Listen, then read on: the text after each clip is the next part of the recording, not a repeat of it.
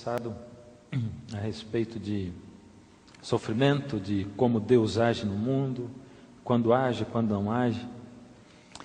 Alguma vez na sua vida você já olhou para o céu, num momento de desespero, de desânimo, de agonia, quando não tinha mais saída, e clamou a Deus, quem sabe pela 20ª, 50ª vez? Você excedeu o seu limite e disse assim: Senhor, será que o Senhor não está vendo? Será que o Senhor não sabe como é difícil ser um ser humano, viver nesse mundo no qual eu vivo? Será que o Senhor não sabe como é difícil? Que dá a impressão que o Senhor não ouve, não faz nada. O que seria a resposta de Deus?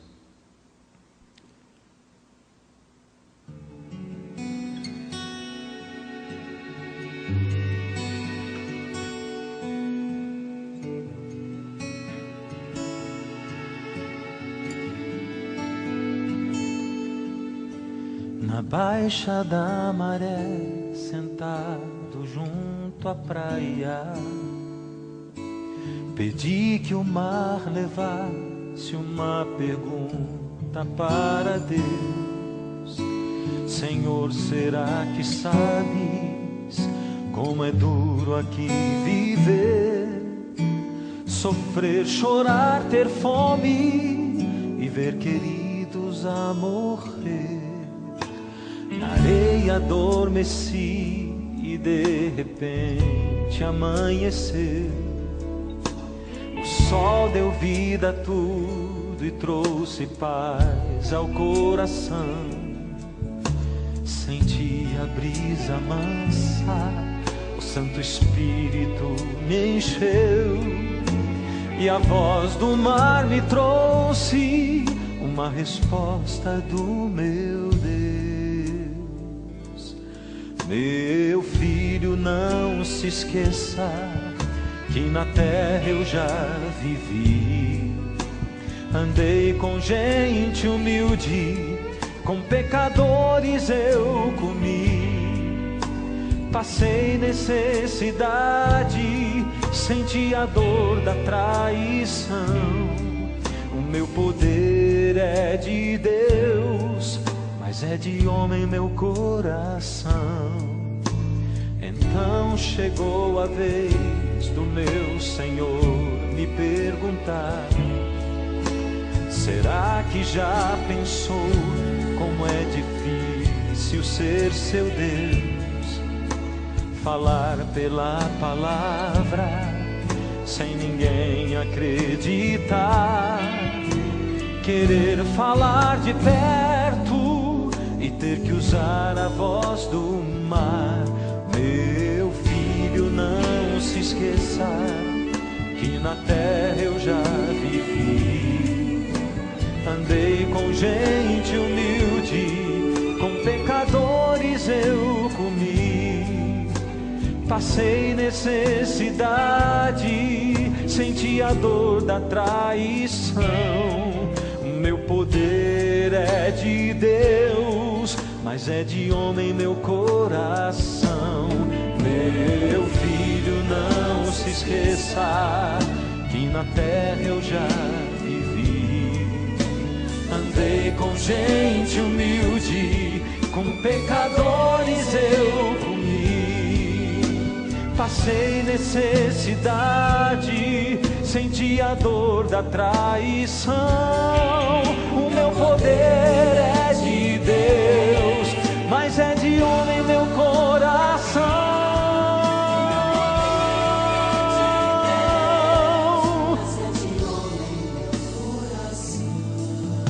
Ser Deus é ser um pai que foi traído pelos filhos, é dar a salvação a quem deseja se perder.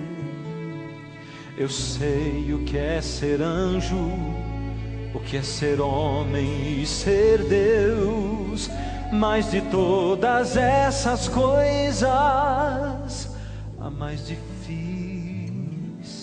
é ser Deus.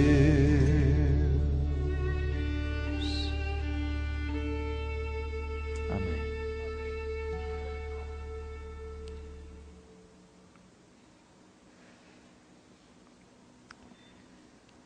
Eu quero convidar você para abrir a Bíblia em Ageu. Ageu está um pouquinho para frente da metade da Bíblia, um pouco antes de Zacarias. Se encontrar o livro de Mateus, que é o primeiro do Novo Testamento, voltando um pouquinho para trás, está Ageu, um livro muito pequenininho. Se você for muito rápido, você passa dele. Então tem que ir devagarinho, virando ali página por página, até você encontrar o Ageu. Né? Quem daí já encontrou o Ageu? Que está com essa Bíblia? Qual é o número da sua página? Qual? 620 é o número da página, tá? Para ficar mais fácil para você. Ele vem antes de Zacarias.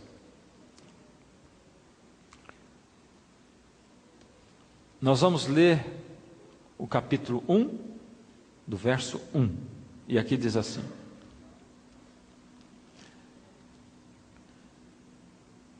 no segundo ano do rei Dario, no 6º mês, no primeiro dia do mês, veio a palavra do Senhor, por intermédio do profeta Ageu, a Zorobabel, filho de Salatiel, governador de Judá, e a Josué, filho de Josadaque, o sumo sacerdote, dizendo... Vamos parar por aqui. Esse texto da Bíblia é um daqueles que a gente, quando começa a ler a Bíblia num texto desse, a gente já tem vontade de parar logo de cara, não é verdade? Você lê e não entendeu nada do que está dizendo ali, né? Na verdade, essa é a introdução do livro de Ageu.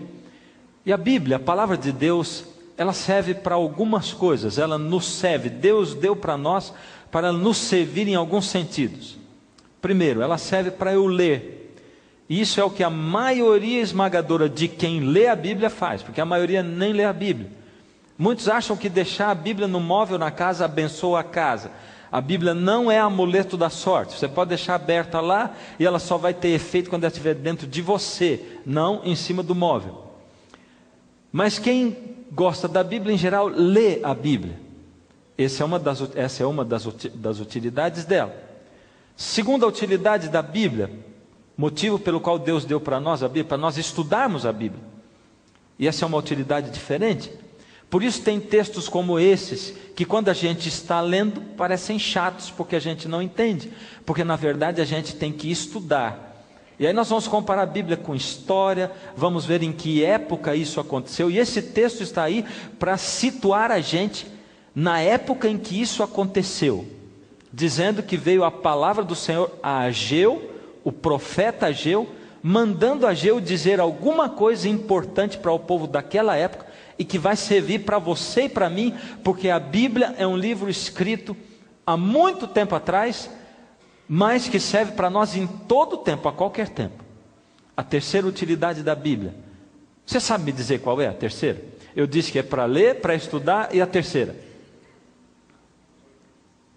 É para Deus falar comigo, ou seja, ela serve para eu ouvir a voz de Deus.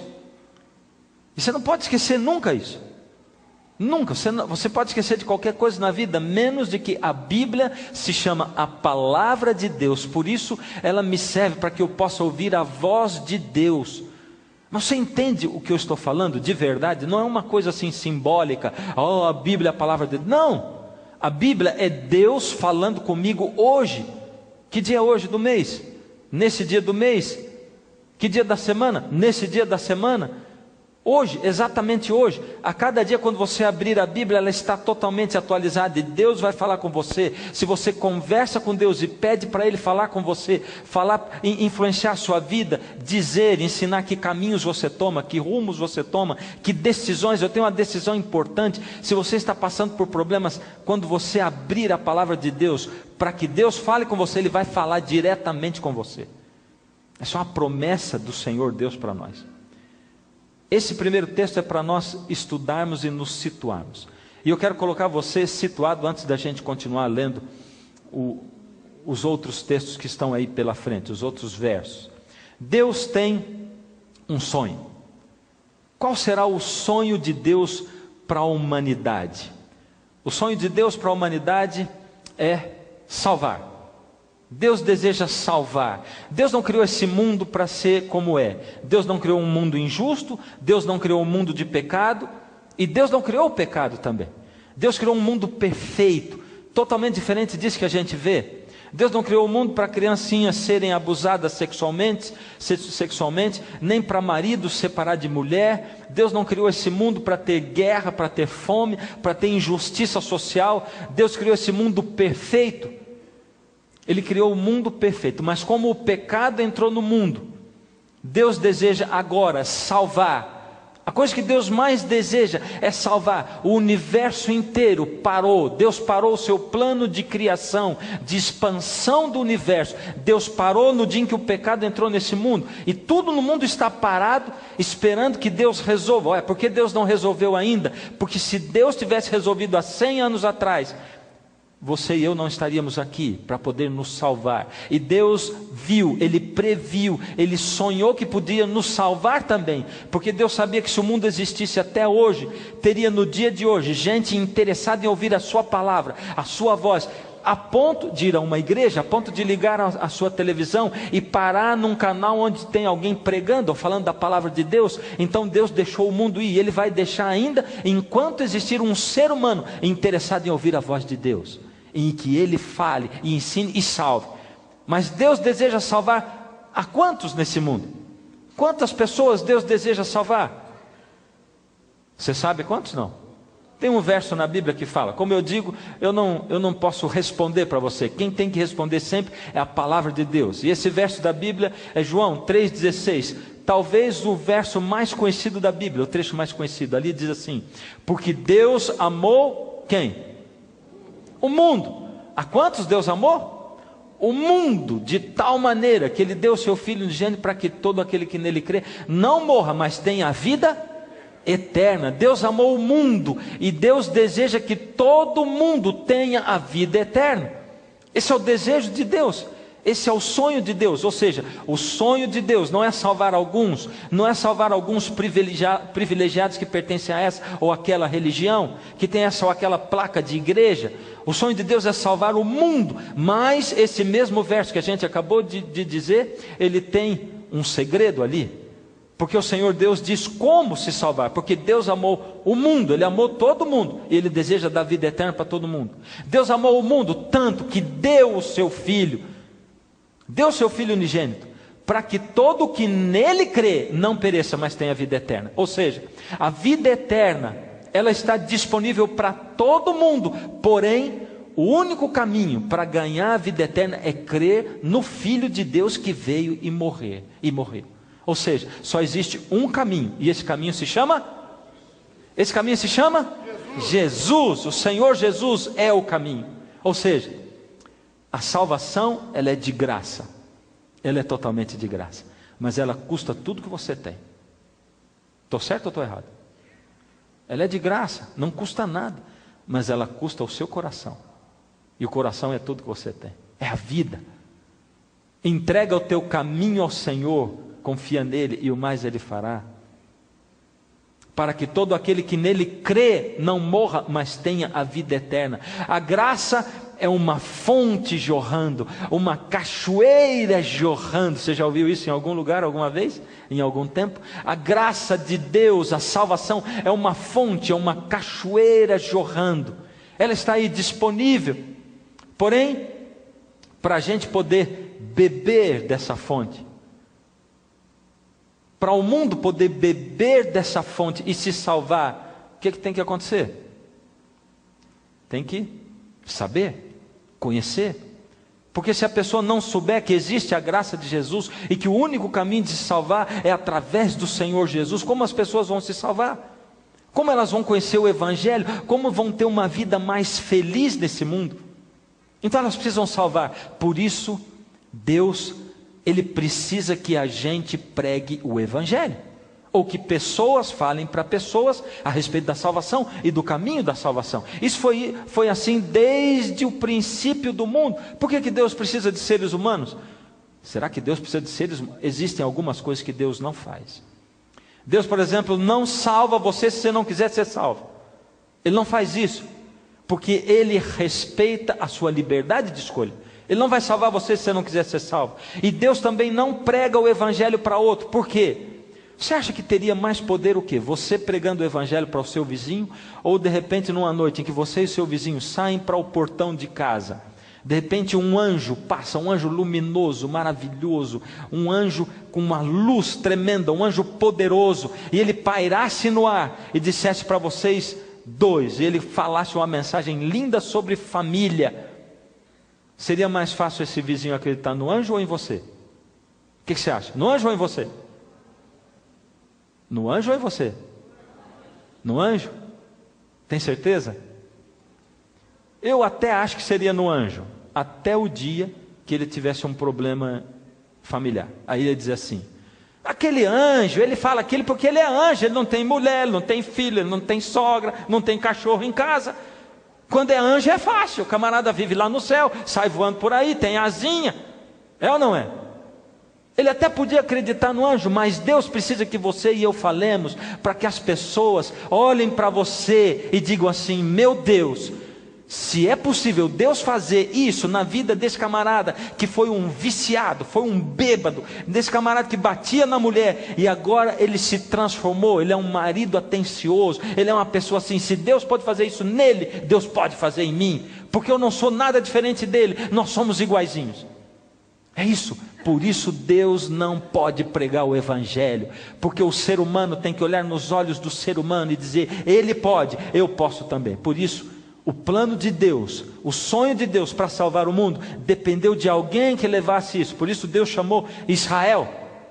Israel é chamado na Bíblia de o povo escolhido de Deus. Não é uma honra tremenda ser chamado de o povo escolhido de Deus, mas é o povo escolhido para quê? Não dá a impressão que Deus tem uma certa preferência. Deus olhou e escolheu Israel. Israel é o povo escolhido. Tadinho dos outros povos, só Israel. Primeiro, Deus escolheu Abraão, porque Abraão primeiro escolheu a Deus. Abraão era um homem de fé. Abraão vivia num mundo onde as pessoas eram idólatras, mas ele era fiel a Deus, e ele seguia a Deus, e Deus disse: eu posso contar com esse homem, porque esse homem é um homem de fé, ele acredita em mim, deposita a confiança dele em mim, então eu posso contar com ele, e eu vou escolher Abraão para que a família dele me pregue, ou pregue a respeito de mim. Ou seja, é o povo escolhido de Deus para quê? Para falar de Deus. É o povo escolhido para servir aos outros povos. Israel era o povo escolhido para viver o Evangelho de verdade, porque o Evangelho só tem poder quando ele é vivido de verdade. Ou será que você nunca teve um vizinho na sua vida que ia para a igreja com a Bíblia debaixo do braço e punha o terninho, e vez ou outra você escutava da sua casa ele xingando a mulher dele, e você dizia: eu nunca quero ser da igreja desse camarada? Porque quando eu não consigo viver aquilo no que eu acredito, como alguém vai escutar o que eu falo? Porque o que eu sou fala muito mais alto do que eu falo. Por isso o lugar mais difícil de ser pastor na minha vida, onde eu já fui pastor, e eu já andei esse Brasil afora. Eu já morei no Rio de Janeiro, morei em Nova Friburgo, morei em Jacareí, morei em São Carlos, morei em Goiânia, morei em Brasília. De todos esses lugares, o lugar mais difícil onde eu já fui pastor é a minha casa. Minha casa é o lugar mais difícil de ser pastor, porque lá ninguém me chama de pastor Fernando.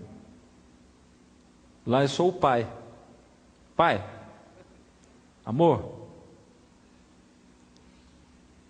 E lá eu não tenho como esconder quem eu sou. E se eu estou pregando aqui, minha mulher está sentada ali, os meus filhos, e eu estiver falando alguma coisa, olhar nos olhos deles, e de repente eles pensarem: fala isso aí, na frente dessas câmeras todas, mas vai ver lá em casa quem ele é. Como é que eu posso pregar? O lugar mais difícil de ser cristão é dentro de casa. Ali as pessoas sabem exatamente quem você é. E o sonho de Deus foi assim: por que eu vou escolher uma nação, um povo, para eles viverem? E tem mais, na minha palavra eu vou ensinar para eles, e quando eles estudarem a minha palavra e abrirem a minha palavra, eles vão descobrir que ali eu estou ensinando o meu povo a ter saúde. Deus deu leis de saúde na sua palavra. Eu vou ensinar para eles como ter famílias mais estáveis, e eles vão ter um relacionamento melhor entre marido e esposa, entre pais e filhos. Eu vou ensinar para eles como administrar o lar, como administrar o país, e eles vão ter um país mais próspero, mais justo, porque eu vou ensinar, vou dar para eles leis, eu vou dar para eles sabedoria, porque eles vão saber da minha palavra, eles vão beber direto da fonte, e eles vão ter o contato direto comigo. Quanto mais eles forem fiéis a mim, e vierem ao meu templo, à minha casa, quanto mais tempo eles gastarem comigo, eles vão ser tudo isso aí. Aí vai acontecer uma coisa maravilhosa, porque as outras nações vão assistir isso aí, as outras nações vão ver como eles são, vão ver como o que acontece com eles, e aí eles vão ter curiosidade de saber, e eles vão perguntar para o meu povo: mas o que acontece com vocês? Como vocês são assim? Então Deus deu o templo, e o templo foi construído por Salomão, e aquele templo era um templo de glória. Deus estava presente naquele templo. O templo tinha ouro, tinha prata, tinha um monte de materiais tremendos, pedras preciosas, tinha esculturas tremendas, obras de artífices, mas a glória mais maravilhosa que havia naquele templo não era o ouro, não era a prata. O que havia de mais precioso era a presença de Deus naquele templo. Esse lugar aqui é só paredes e bancos, nada mais. A glória dele só existe quando você está dentro, e Deus está aqui para encontrar com você e comigo. Não existe nenhuma glória nele, se não for assim. Quando o Senhor está em seu santo templo, ele se manifesta. E aí você tem que estar aqui. Por isso não adianta Deus se manifestar aqui se você não estiver aqui. Não adianta Deus querer se manifestar na sua vida se você não quiser a manifestação de Deus, se você não estiver presente, se você não investir tempo nisso. E Deus se manifestava no seu santo templo. Por isso Deus tinha aquela troca com aquele povo, Deus interagia com aquele povo. Esse era o auge do reino de Israel. Salomão construiu um templo tremendo, maravilhoso. Com tudo aquilo, aquele povo abandonou a Deus. Coisa tremenda. Nós somos ingratos demais. Quantas coisas Deus faz na sua vida, quantas vezes Ele já agiu na sua vida, quantas coisas maravilhosas no passado, no presente, você sabe que no futuro também. Mas a gente esquece disso. E eles abandonaram a Deus, eles deram ouvido a filosofias. Eu fico pensando, e vocês me desculpem, porque eu procuro falar as coisas com sinceridade, com amor no coração, mas às vezes eu sou invadido por uma crise de sarcasmo. Às vezes. E você vê que às vezes tem algumas coisas que eu pergunto e eu não gosto de sarcasmo, porque eu acho que ele é falsidade. Mas não tem outro jeito para a gente ensinar com uma contraposição ou de uma maneira diferente. Mas eu olho uma revista e vejo assim: aprenda o dia em que inventaram Deus. Ou Deus, o seu melhor amigo imaginário. Quando eu vejo um livro assim, e eu penso assim: vamos ler o nome desse autor desse artigo, o nome desse autor desse livro. Quem foi que está escrevendo isso? Papel aceita tudo. Ele se acha mais sábio do que Deus. Aliás, ele se acha mais sábio do que a maioria do povo no mundo, porque o ser humano tem uma necessidade de Deus. Que filosofias são essas? Como que alguém pode se achar mais sábio que Deus, escrever um negócio e achar que aquilo é relevante para a vida de alguém? Aquele povo acreditou em filosofias, acreditou em circunstâncias, eles acreditaram no exterior, naquilo que ia por fora das pessoas. Aquele povo de Deus se tornou um povo idólatra. Ele se tornou um povo que seguia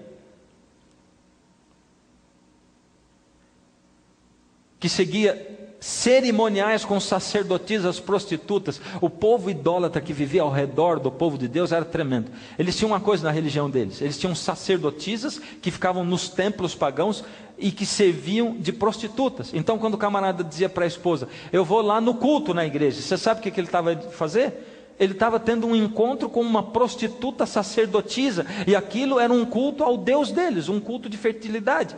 E aquilo era aceito socialmente. Eles sacrificavam crianças. E eles começaram a fazer isso dentro do templo de Deus, do templo de Israel. O povo de Israel abandonou a Deus completamente, se voltou contra Deus e começou a cuspir na cara de Deus. Mas Deus enviou os profetas. E quem é o profeta? O profeta é um coitado. É um coitado como esse Ageu, que tem que dizer a palavra de Deus. O profeta vai para falar aquilo que Deus diz. E não é muito gostoso ouvir o que Deus diz muitas vezes, não é verdade? Eu tenho dito aqui que a maioria das pessoas hoje em dia chega nas igrejas porque diz assim: eu gosto daquela igreja, gosto da palavra daquele pastor. Aliás, eu estou acostumado a ver gente que frequenta a igreja enquanto um certo pastor é pastor daquela igreja, enquanto um certo pregador, ele prega naquela igreja. Depois que ele vai embora, parou de frequentar. Por quê? O meu interesse é ver o show. Nós somos a geração show, né? Nós não somos a geração fazer. Eu não estou indo na igreja para servir as outras pessoas. Eu quero que Deus me escolha como Ele escolheu Israel, mas não para servir os outros, não para fazer, não para pregar o evangelho, não para servir ao meu próximo. Eu quero ser servido. Então, qual igreja me serve mais? Eu gosto daquela música, eu gosto disso, eu gosto daquilo, e eu vou pegando e vou fazendo uma religião self-service. Eu pego o que eu gosto nas religiões, ou na religião que mais me agradou, e eu vou lá, eu assisto o show. Enquanto tem o show, eu estou lá. Quando o show acabou, eu já não estou lá mais, né? Deus mandava o profeta, e o profeta falava para o povo, o profeta corrigia o povo, mas o povo tinha uma coisa chamada liberdade de escolha, e a liberdade de escolha fazia com que o povo ou aceitasse ou rejeitasse. E alguma vez eu já pensei assim: por que será que Deus deu liberdade de escolha? Bom, simplesmente porque Ele não queria um monte de robôs aqui. Você imagina alguém que não tem liberdade de escolha? Só aquele que é livre pode escolher a quem amar. Sabe quando você pega o seu filho, que é molequinho assim, está lá com seus 10 anos, um juvenil lá, um pré-adolescente, que hoje o pré-adolescente já tem 10, 12 anos, né? E aí chega a avó dele, e ele não quer dar um beijo na avó de jeito nenhum. Você diz assim: vai dar um beijo. Não quero, vai dar, não quero. E a avó: deixa ele, porque a avó já está, coitada, incomodada com aquela situação. Dá um beijo na avó, mas é sua avó. Não, agora ele vai beijar. Ou você beija, ou você vai ficar sem isso e sem aquilo. E tá bom, e vai lá e beija. A avó amou aquele beijo, é ou não é? O que você acha? Você gostaria de ganhar um beijo assim, né? Agora você imagina um servo de Deus servindo a Deus assim, obrigado a servir a Deus, sem liberdade de escolha. Aliás, ele nem manda em si mesmo. A coisa mais importante que você e eu temos nessa vida é a nossa liberdade de escolha. Ela é tão importante que Deus morreu por ela na cruz, para que você e eu pudéssemos ser livres. E o povo que estava ali crucificando a Jesus foi livre. Tanto que uns ficaram aos pés da cruz chorando, e a grande maioria ficaram rindo da cara dele, cuspindo nele, e rindo dele, e ainda disseram que o sangue dele caia sobre nós e sobre os nossos filhos. E a história continua até hoje. Tem um pouquinho de gente ainda aos pés da cruz do Senhor Jesus, e tem um monte de gente rindo da cara de Deus, e rindo da Bíblia. Tem um monte de gente rindo sem conhecer, porque não vai atrás, não faz o desafio com Deus, dizendo: Senhor, se o Senhor é real. Aliás, essa mesma coisa aconteceu na Arca de Noé. E lá dentro da Arca de Noé tinha uma coisa interessante, porque ali tinha dois tipos de seres. Ali tinha homens e animais. E eu vou dizer para você, tinha mais animal do que gente, porque os animais não tinham liberdade de escolha. Deus queria preservar a raça humana, mas os homens sim. Deus deu liberdade de escolha para o ser humano, por isso um pinguinho entrou, e os animais que não tinham liberdade de escolha nenhuma entraram na arca e encheram aquela arca. Era para estar cheio de gente dentro daquela arca, e a arca poderia ter o dobro, o triplo, sei lá quantas vezes, o quíntuplo do tamanho. Deus faria 10 arcas, 20 arcas, 20 mil arcas, para salvar todo mundo que quisesse. Noé pregou 120 anos, mas por causa da sua liberdade de escolha, Deus continua falando, e Deus está falando. Deus fala através dos profetas. Os profetas escreveram a sua palavra aqui na Bíblia. Para eu conhecer, eu tenho que estudar. Custa um pouco, não custa? O profeta, ele não agrada muito, porque ele fala a verdade, e a verdade dói. Essa é uma frase que nós usamos. Já usou essa frase alguma vez? A verdade dói. O profeta, ele tinha que falar a verdade para reis, para sacerdotes e para líderes. Por isso muitos profetas foram cerrados no meio, colocados no tronco, presos, eles foram mortos, eles foram torturados. Jeremias chegou a dizer para Deus assim: Senhor, mas que serviço duro é esse que o Senhor me dá? Porque eu vou lá e falo, eu apanho, eu vou lá e falo, eu sou preso, eu o tempo todo sofrendo, Deus. Eu não quero mais ser profeta. Que serviço difícil. Porque a coisa mais difícil é você falar a verdade. As pessoas não querem ouvir a verdade, as pessoas querem ouvir a mentira, desde que ela deixe o coração mais tranquilo, não é verdade? Eu vou naquela igreja, por quê? Porque quando eu saio de lá, eu saio me sentindo leve. A palavra daquele pastor, é lógico, tem um monte de gente ocupando o púlpito, dando autoajuda para você. Você compra um livro de autoajuda e ouve um sermão, a coisa é a mesma, só muda os personagens. São personagens bíblicos com autoajuda. E o final do sermão é sempre assim: você é um vencedor. O Senhor Jesus resolve os seus problemas. O Senhor Jesus acaricia a sua cabeça. Não interessa quem você seja, não interessa os vícios que você tenha, não interessa se você está indo morro abaixo, você está indo para o inferno. Vai, filho, vai bem, você está em paz, continua a sua vida, porque Deus é bom, Deus é maravilhoso. Ele tinha que chegar, o profeta, para os reis, para os sacerdotes, para os líderes.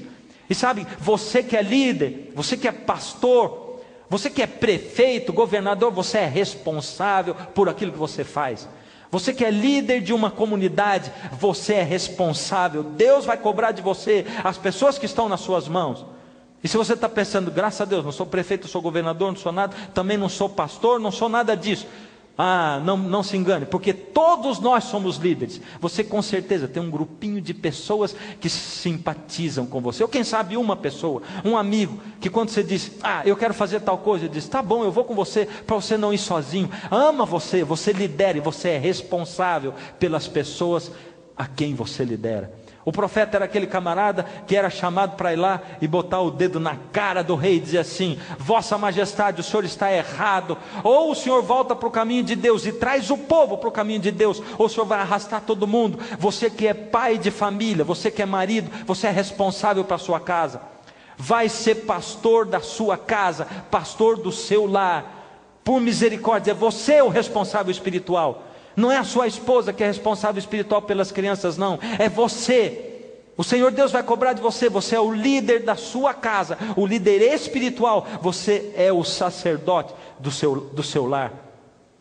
Mas naquela época existiam falsos profetas. E o que os falsos profetas faziam? A Bíblia conta para nós o que os falsos profetas faziam. Porque todos, importantes ou humildes, todos procuram ganhar dinheiro desonestamente. Esse é só do passado, né? Ali diz: até os profetas e os sacerdotes, todos são desonestos. É o Senhor Deus falando de como era aquela época. É justamente naquela época. Jeremias escreveu naquela época, e ele estava dizendo que naquela época todos, até os profetas e sacerdotes, eram desonestos, procuravam ganhar dinheiro injustamente. É o que eles faziam. E eu quero dizer para vocês, eles tratam dos ferimentos do meu povo como se fossem coisas sem importância, e dizem: vai tudo bem, quando na verdade vai tudo mal. Fala para mim, a Bíblia descreve a sua situação, o cenário do mundo hoje ou não? Ou você acha que isso aqui é desatualizado? Foi escrito 600 anos antes de Cristo isso aqui. E Deus está dizendo para você e para mim, Ele está dizendo assim: o mundo está corrompido, porque até os profetas e sacerdotes, sabe como é que eles tratam a ferida do meu povo? Eles olham um câncer de pele assim, todo cheio de pus, estourando para o lado de fora. Ele diz assim: isso aqui não é nada, vamos colocar um band-aidzinho ali e resolve tudo. Como band-aid? Tem gente querendo usar a palavra de Deus como band-aid, como analgésico, é o que eu tenho dito. A gente quer ouvir Deus só para amenizar os nossos problemas, mas a palavra de Deus mesmo diz dela, porque a palavra do Senhor é uma espada afiada de 2 gumes, que penetra até o fundo da alma, capaz de dividir alma e espírito, juntas e medulas. A palavra de Deus é um bisturi, e Deus quer usar o bisturi da palavra dele para cravar no seu peito, abrir o seu peito e abrir o seu coração, e Ele vai enfiar a mão no seu peito e vai arrancar o seu coração de pedra e colocar um coração de carne. Isso é uma incisão, isso dói, é doloroso. Por isso, quando Deus chega e apresenta a verdade para você, a verdade dói. Muitas vezes a verdade dói, porque você diz assim: não, a minha religião, eu nasci nela. Eu questiono a minha religião todos os dias da minha vida, cada vez que eu abro a Bíblia, e eu coloco em prova a minha religião todos os dias. E eu convido você a fazer a mesma coisa, colocar a prova. E sabe como é que eu coloco a prova? À luz da palavra, porque a palavra é a guia, não a minha religião, não o meu pastor, não o meu padre, não o meu líder religioso, mas a palavra de Deus é a guia, porque a palavra de Deus está me dizendo que todos se corromperam. E é o que eu tenho dito para você: não acredite nunca no que padres falam na televisão, não acredite nunca no que pastores falam na televisão, não acredite nunca. Eu sou pastor e falo na televisão, não acredite no que eu falo.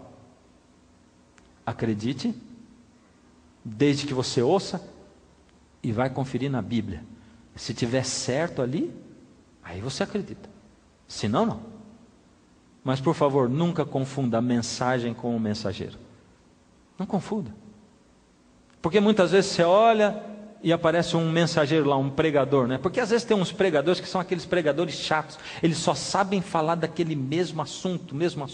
Ou às vezes é um camarada que nem vive o que ele está falando, mas se ele pregou e você foi na Bíblia e diz: ué, o chato lá falou uma coisa certa, está aqui certo. E muitas vezes você não aproveita a mensagem que foi falada, porque você fica olhando para o mensageiro. Isso não é desculpa minha não, para dizer assim: ah, não presta atenção em mim porque eu tenho defeitos mesmo, eu falo aqui, presta atenção na minha palavra. Não. Mas isso é para eu prestar atenção, para quando eu ouço uma pregação, eu não vou olhar no ser humano que está ali. Eu não quero saber do mensageiro, eu quero saber da mensagem. Por isso, a palavra de Deus, ela precisa ser pregada com intrepidez. A palavra do Senhor é chamada da palavra da verdade, e a verdade, quando bate no coração da gente, ela dói, ela machuca. E o Senhor Deus está trazendo um monte de verdades para você, à medida em que você se expõe à palavra de Deus, ao poder da palavra de Deus. Por isso, aquele povo, dentro do seu coração, o povo de Deus, o povo de Israel, destruiu o templo. Eles destruíram o templo. E sabe que quando a gente destrói alguma coisa dentro do coração, é a mesma coisa que destruir de fato, é ou não é? Destruir dentro do coração é a mesma coisa. Destruir um relacionamento dentro do seu coração, você destruiu de fato. Se você acabou com um relacionamento, você acabou com ele de fato. Se você não ama, você fechou o coração para amar. E eu vou dizer para você: se você perdeu o amor, é porque o amor nunca existiu. Porque o amor jamais acaba, é o que Paulo diz lá em 1 Coríntios capítulo 12. Se o amor acabou, é porque não era amor, era alguma coisa. O templo foi destruído dentro do coração do povo, agora só faltava destruir de fato. E Deus vivia dizendo pelo profeta para o povo, diz assim: por misericórdia, voltem para mim, vocês estão indo longe demais, vocês estão indo longe do meu alcance, porque eu dou para vocês liberdade de escolha, e se vocês forem longe demais, eu não vou conseguir alcançar vocês, voltem, mas o povo ia para mais longe de Deus, e aí o povo ia para os profetas que diziam coisas boas. Deus dizia assim, através do profeta: olha, sabe o que vai acontecer? Vocês vão longe, vão longe da minha proteção, eu estou dizendo, vocês voltem, corrijam o caminho de vocês, olhem para a minha palavra, olhem para o que está escrito. Eu ensinei vocês a terem lares bons, ensinei vocês a comerem coisas boas, eu ensinei vocês a administrarem o país, o lar de vocês, mas vocês não estão olhando para mim, vocês estão indo longe, vocês estão sacrificando a ídolos, vocês estão sacrificando os filhos de vocês, fazendo atrocidades. Daqui a pouco vocês vão estar longe do meu alcance, porque eu tenho que respeitar a sua liberdade de escolha, e muitos de nós estamos nos colocando longe do alcance de Deus. E a gente espera que Deus haja na minha vida, seja eu do jeito que for. Eu vou vivendo minha vida, Deus é bom, Ele vai me perdoando. E eles saíram longe do alcance de Deus, e Babilônia veio, o rei Nabucodonosor veio e invadiu o povo de Israel. E Nabucodonosor destruiu o templo de fato. Levou o povo de Israel cativo. Agora eles não tinham mais nação, não tinham mais nada. Eles foram levados para o cativeiro e deixou lá em Israel só um restinho de gente, um povinho. Esse povinho eram os samaritanos. Como que eram os samaritanos? Eles foram conhecidos como samaritanos depois, mas é assim, os samaritanos são os camponeses judeus que ficaram lá na terra. Nabucodonosor levou um monte de gente lá para a Babilônia, cativo, mas ele deixou um restinho de gente, camponeses lá. Esses camponeses eram idólatras. Esses camponeses idólatras que ficaram lá, se casaram com os cananeus idólatras, ou seja, judeu idólatra, ex-judeu idólatra, cananeu idólatra, se casaram e formaram um povinho chamado povo samaritano. Era um povo idólatra, mais idólatra ainda. Deus odeia a idolatria, você sabia disso? Eu fico olhando na Bíblia e vendo, por que será que Deus odeia a idolatria? Por que será? Na verdade é porque a idolatria tem a ver com aquilo que está no centro da sua adoração. O que está no centro da sua adoração? Você adora o quê? A você mesmo? A sua família? O seu filho? Seu time de futebol? Será que idolatria é só isso? Eu li outro dia uma definição de idolatria que me apaixonou. Eu pensei comigo, essa definição é boa. Ali diz assim que idolatria é a exaltação dos atributos humanos. Ou seja, um ser humano faz um ídolo, ele coloca ali atributos que ele gostaria de exaltar, seja um touro, seja um bezerro, seja um gafanhoto, seja um porco, seja uma imagem de um ser humano, e ele exalta naquilo alguns atributos. Por isso que tem o Deus do mar, tem o Deus disso, o Deus da fertilidade, o Deus, sabe como é que é? Atributos humanos. E eu exalto os atributos humanos em mim mesmo, quando ou eu me coloco lá para cima, quando eu faço um ídolo. Mas tem gente que não faz ídolo, mas eu posso exaltar os atributos humanos meus quando eu rebaixo o outro também. Esse é um jeito de me exaltar. Sabe como é que é? Alguém te tratou mal, é o seu patrão. Você chama um monte de funcionários, amigos seus, e conta. Ele fez isso. O que você quer ouvir? Você quer ouvir todo mundo dizendo, aquele é um idiota, é um salafrário, aquele é um explorador, coitadinho de você. Põe o outro lá para baixo e põe você lá para cima. Exaltação dos meus atributos. É idolatria também. Quando eu gasto o meu tempo rebaixando outras pessoas, quando eu falo mal de alguém, eu diminuo a influência dela com as outras pessoas.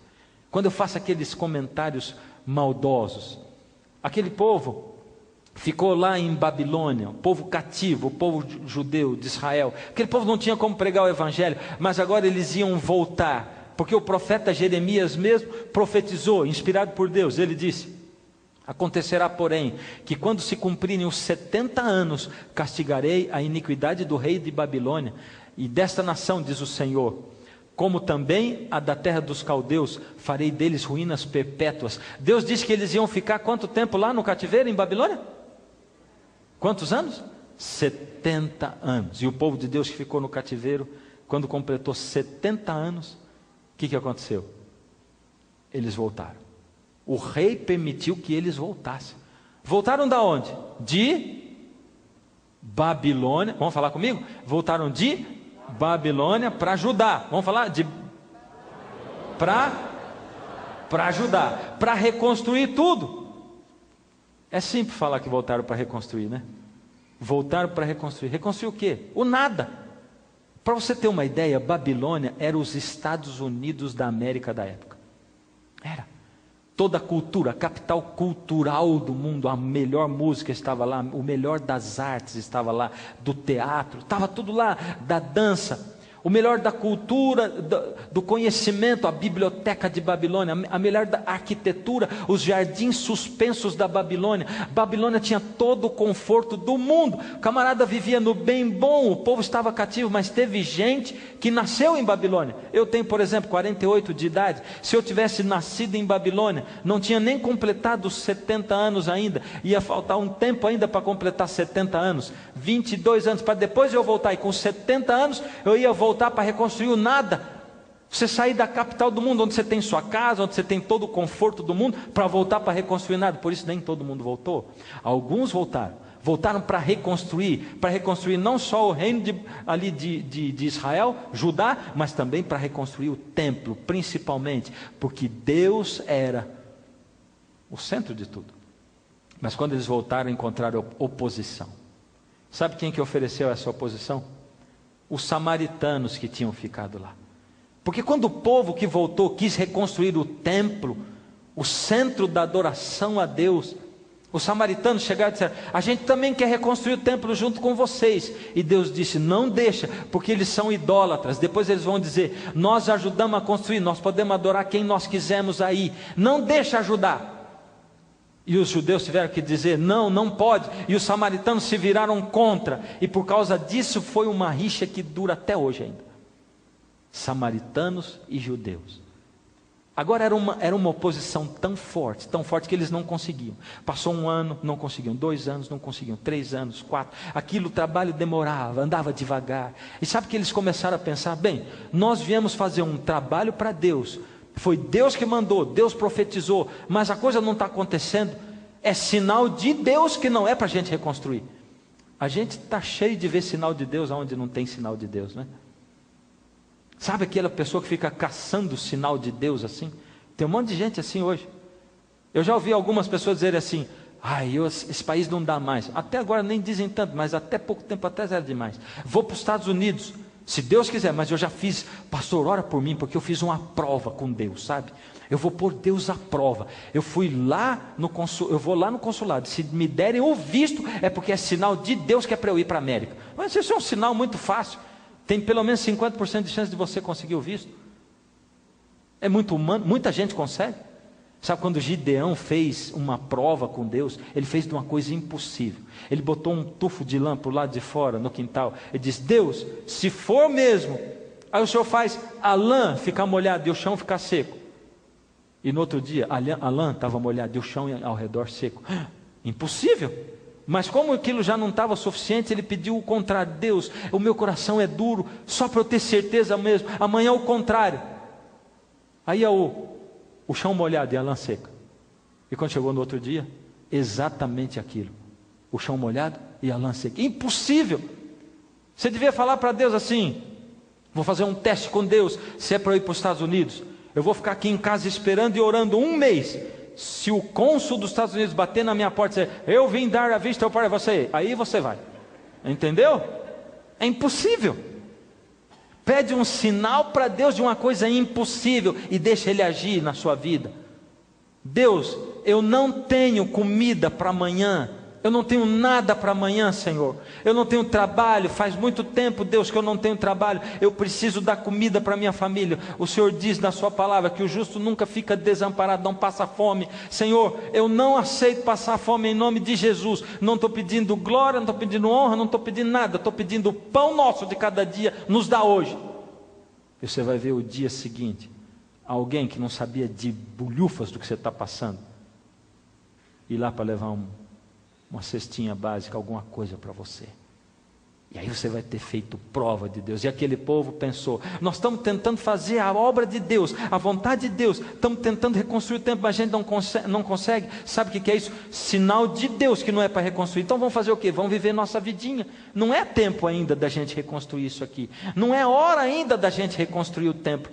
Então vamos viver a nossa vidinha. É o que eles pensaram, e foram cuidar. Um foi cuidar das fazendinhas aqui, outro do comérciozinho ali, outro da coisinha ali. E sabe, aquela época, eu vou usar de sarcasmo agora, era diferente de hoje, porque eles tinham que trabalhar muito para ganhar pouquinho, sabe? Eles tinham que gastar muito tempo trabalhando, eles ficavam esgotados, não tinham força, energia para mais nada. Passavam 16, 18 horas trabalhando, e depois eles olhavam para o salário e diziam assim: não sei o que acontece, o meu dinheiro não dá para nada, não rende, eu até nem ganho tão mal assim, eu trabalho demais, mas o meu dinheiro não dá para nada. Aquela era uma época difícil, e eles pensavam: nós estamos trabalhando muito. Eles diziam: não é o tempo ainda de reconstruir, mas era uma época difícil. Eles trabalhavam, um ou outro foi fazendo uma casa bonita, outro uma fazenda ali, é lógico, porque mesmo nos dias de hoje, um ou outro se dá melhor, e é comerciante, e ganha um dinheiro aqui, e ganha ali. Era uma época difícil, mas chovia pouco, por isso a lavoura não crescia tanto, faltava água.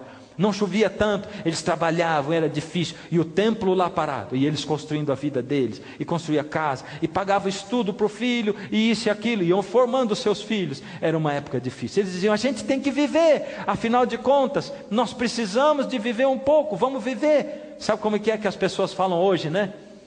Existe uma frase que roda por aí que diz assim: nós devemos viver preparados como se Jesus voltasse hoje, mas viver a vida como se ele voltasse daqui 1000 anos. A gente só esquece da parte final. Vive a vida como se ele voltasse daqui 1000 anos, mas não fica preparado como se ele voltasse hoje. É ou não é? E aquele povo, a gente tem que viver. E foram vivendo a vidinha deles, do jeito que eles queriam. E foram construindo os seus castelos. Eu queria convidar você a ler esse texto. Ageu 2. Agora do verso 2. Foi exatamente nessa época que Deus mandou o profeta Ageu dar essa mensagem. Quando o povo estava ali nessa situação. E o que aconteceu? Do verso 2 em diante. Assim fala o Senhor dos Exércitos. Este povo diz: não veio ainda o tempo em que a casa do Senhor deve ser edificada, o templo. Veio, pois, a palavra do Senhor por intermédio do profeta Ageu, dizendo: acaso é tempo de habitardes vós em casas bonitas, apaineladas, enquanto esta casa permanece em ruínas? Ora, pois, assim diz o Senhor dos Exércitos: considerai o vosso passado.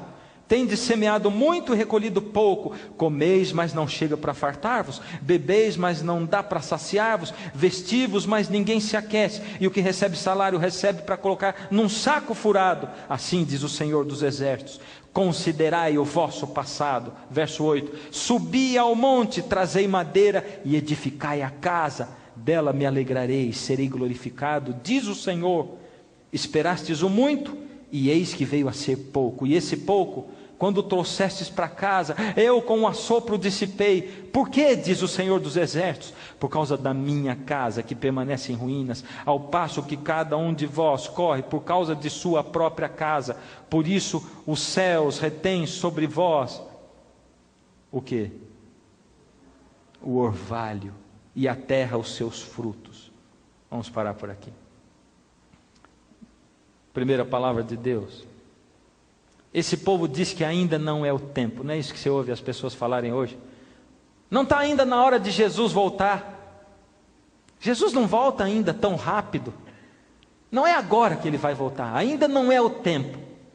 Eles diziam com relação ao templo: não é a hora, não é o tempo de reconstruir o templo de Deus. Não chegou ainda a hora. Tudo que é para Deus a gente deixa para depois. Você deixa para se entregar para Deus depois. Você deixa para ler a Bíblia depois. Você deixa para ter Deus dentro da sua vida depois. Por isso é que você vive deixando a felicidade real para depois.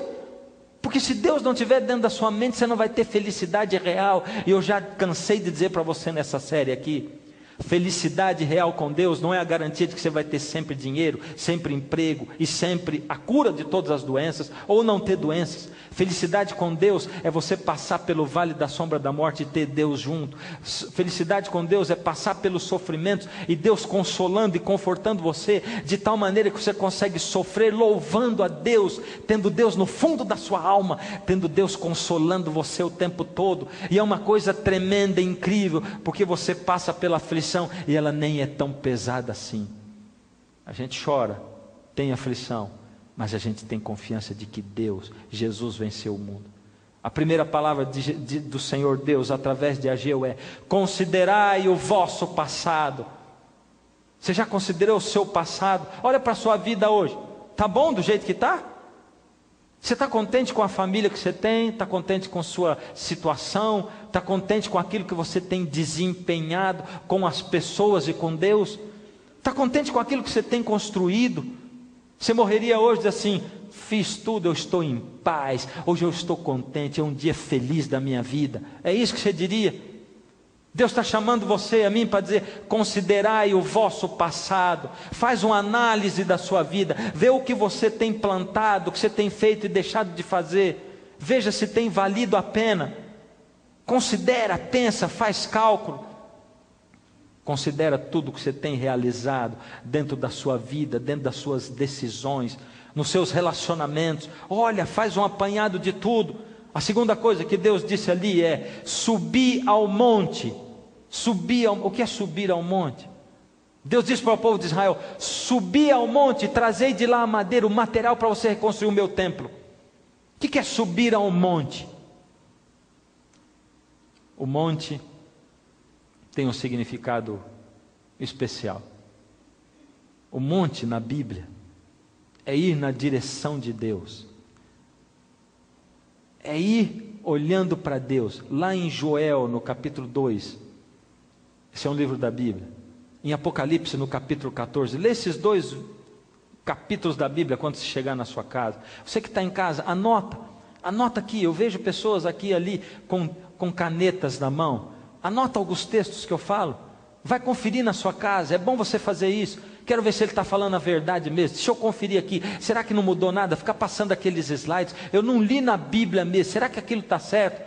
Tenha dúvida, vai lá conferir na sua casa mesmo, para ver se eu falo, se o que eu estou falando é o que diz a palavra de Deus. Joel 2 e Apocalipse 14 mostram o povo de Deus, os que foram salvos no fim do mundo, porque são textos apocalípticos, em cima do Monte Sião. O Monte Sião significa o lugar de adoração a Deus. O Monte Sião é o templo de Deus, é a casa de Deus. O Monte Sião é onde o povo adorava a Deus. Deus diz: subi ao monte. Eu subo o monte todos os dias na madrugada. Eu subo o monte quando eu vou para o meu lugar de oração. Lá em casa é sobrado, eu subo uma escada, mas você não precisa ter um sobrado. É o lugar de oração, do lado da sua cama, é ali na sala, do lado do sofá. Eu subo um monte quando eu vou lá. Muitas vezes eu chego ali e eu canto um hino sozinho, e eu tenho descoberto que é muito mais maravilhoso cantar um hino sozinho do que cantar para pessoas.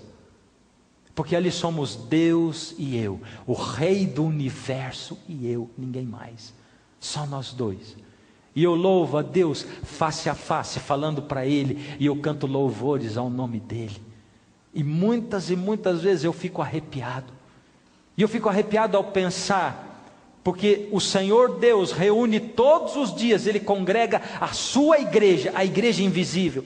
A igreja invisível são os fiéis de Deus, que encontram com Deus todos os dias, sobem um monte, eles tomam tempo para Deus, logo nas primeiras horas do dia, da madrugada, tomam tempo com Deus e vão para orar a Deus. Essa é a igreja invisível, e a minha luz da minha casa está acesa ali, e eu sei que luz de outro ali está acesa, na mesma cidade, ali, mas também tem gente em Curitiba, em Salvador, tem gente em Manaus, tem gente no Canadá, tem gente na Índia, seres humanos, cultuando a Deus, sobem o monte, e Deus de lá de cima fica olhando todos os filhos dele. Ele reúne a sua igreja invisível em cima do monte da adoração a Deus. É isso que Deus faz.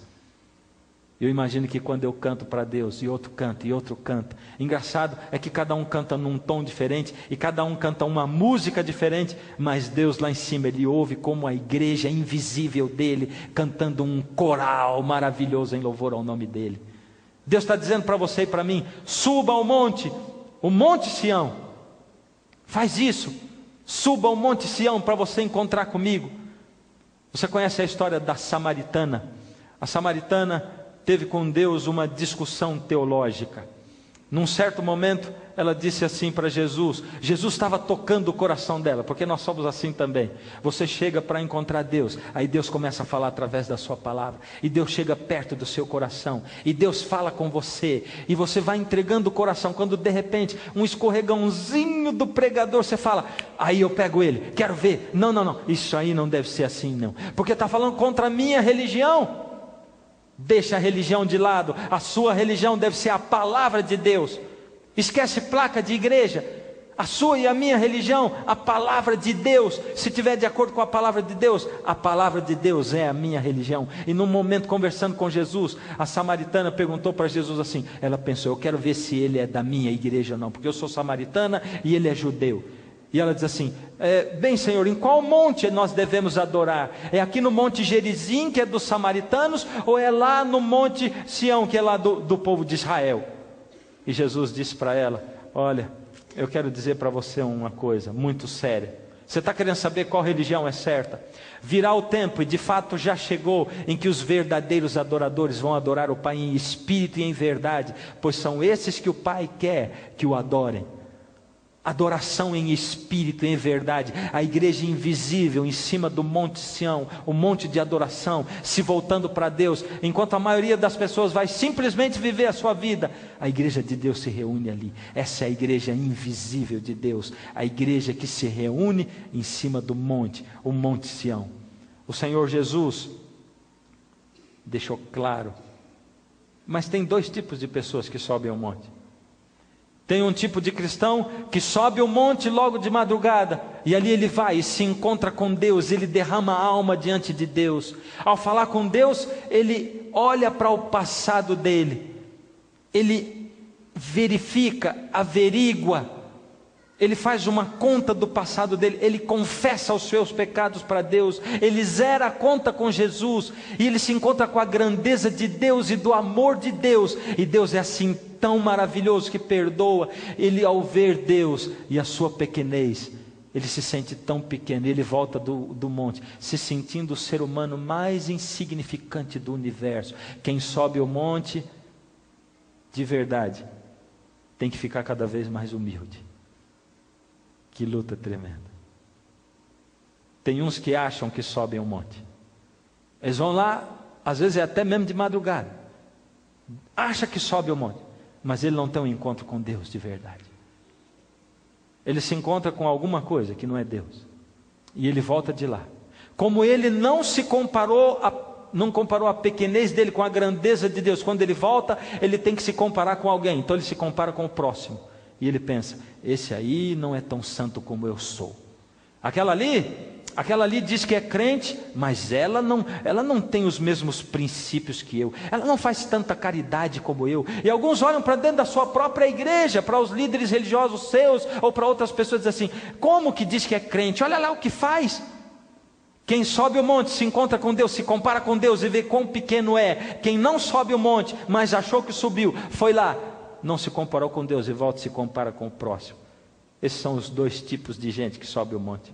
Eu quero que você leia comigo de novo Ageu 1, 9 e 10. Aqui diz, esperastes o muito, e eis que veio a ser pouco. E esse pouco, quando o trouxeste para casa, eu com um assopro dissipei. Por quê? Diz o Senhor dos Exércitos, por causa da minha casa que permanece em ruínas, ao passo que cada um de vós corre por causa da sua própria casa. Por isso o céu sobre vós retém o seu orvalho, e a terra os seus frutos. O Senhor Deus está esperando alguma coisa de você e de mim. O Senhor Deus quer operar uma obra maravilhosa dentro do coração seu e do meu.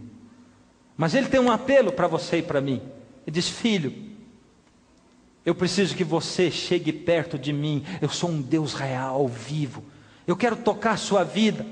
Eu quero colocar a mão aí. Você está cansado de ser derrotado por você mesmo.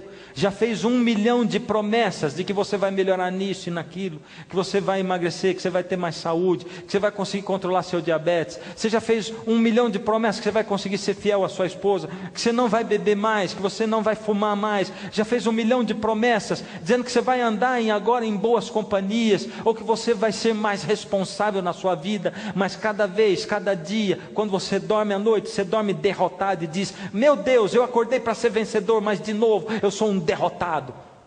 Deus está dizendo, tem um caminho para você, um caminho somente, subir o monte e olhar para o seu passado, colocar o seu pecado na mão de Jesus, deixar com que Ele apague esse pecado. Isso tem que ser feito todo dia, é questão de vida ou de morte. Isso se chama comunhão, quando você fala com Deus e deixa Deus falar pela sua palavra. É para isso que nós estamos aqui, não simplesmente para você ficar ouvindo um monte de conceitos, um monte de textos bíblicos, mas para você aprender como ir à fonte, como beber na fonte, como matar a sua sede na fonte que é o Senhor Jesus, e como voltar e dizer para as pessoas, eu estou vivificado porque eu fui à fonte. E eu quero ensinar para você o caminho. Vamos comigo. Vamos comigo. Eu tinha uma mulher numa igreja minha. Ela teve um câncer. E aí, um monte de gente foi visitá-la. Ninguém conseguia animá-la, porque ela teve o câncer e ela achava que ia morrer. Eu fui visitá-la, li a Bíblia com ela, usei de toda a minha psicologia, não adiantou nada. Enquanto eu ainda estava no quarto dela do hospital, chegou uma outra mulher para visitá-la. E essa mulher disse algumas palavras mágicas para ela. As palavras foram assim: você tem que ser otimista, confie em Deus.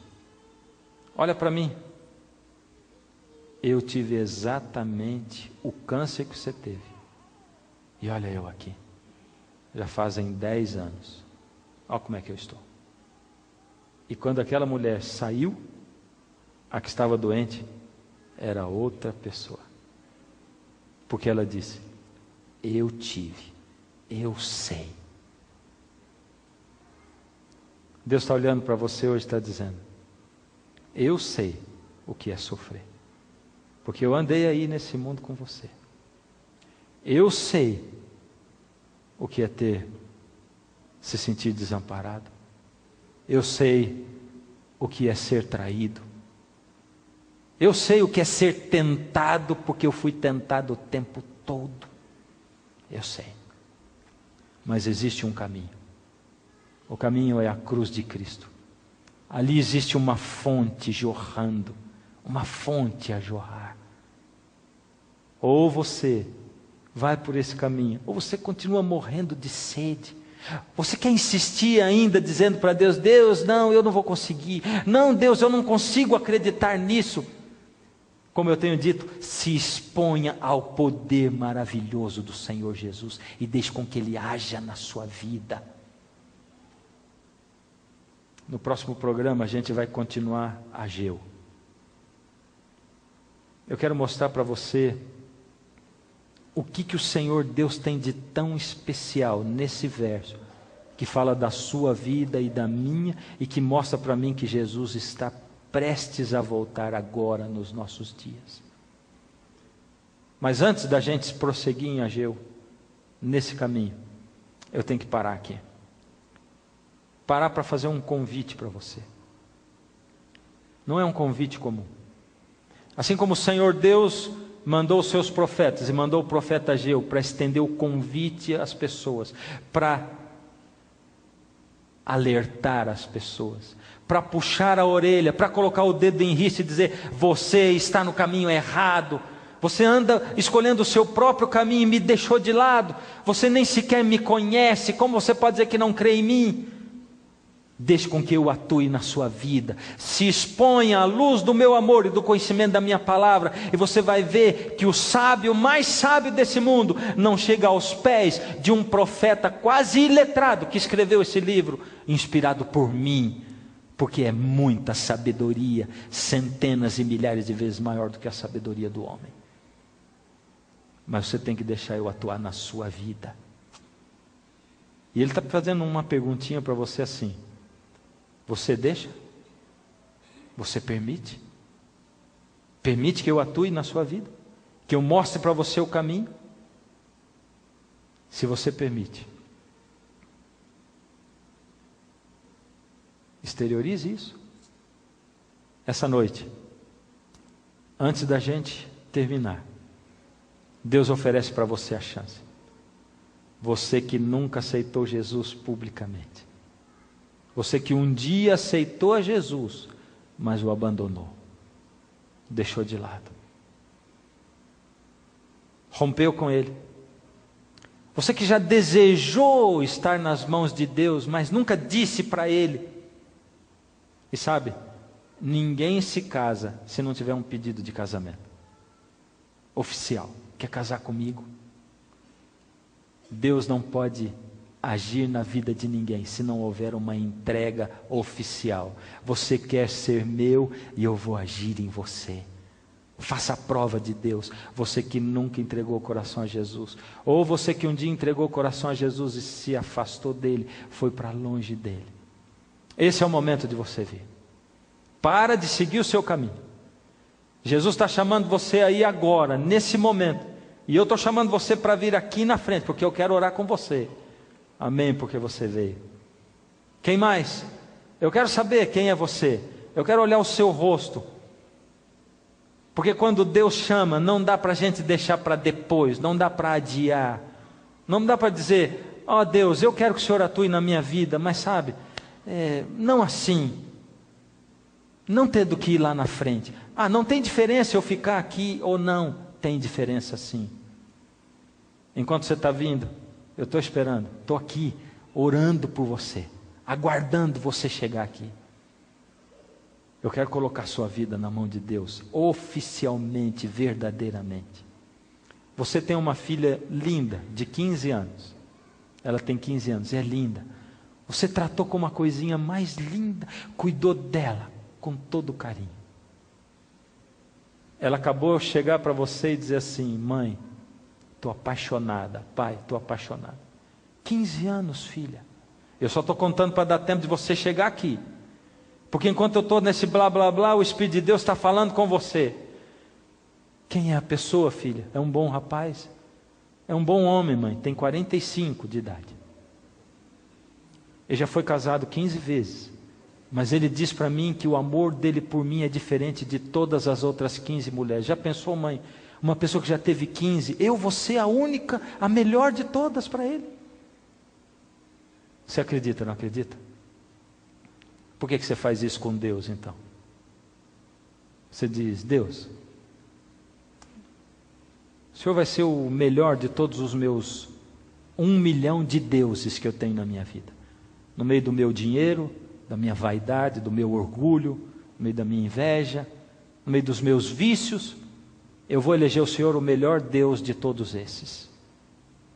E você quer que Deus aceite um relacionamento assim, não é verdade? Se entrega para Ele, de verdade.